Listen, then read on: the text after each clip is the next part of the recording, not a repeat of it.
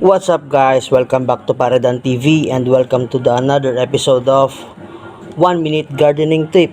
So in this video, I will share the benefits or importance of earthworms in the soil and plants. What is worm composting? Worm composting is using worms to recycle food scraps and other organic material into a vermicast. So this is an example of vermicast.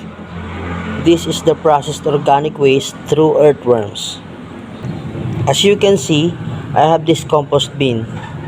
This is where I fed the earthworms.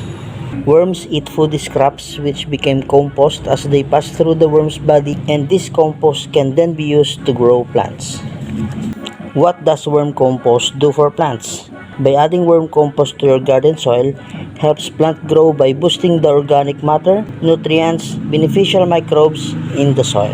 How earthworms beneficial to soil? These earthworms increase soil aeration, infiltration, structure, nutrient cycling, water movement, and plant growth. I hope this video was helpful. Have a good day. Okay, this is the worms. Please subscribe Paradan TV for more videos.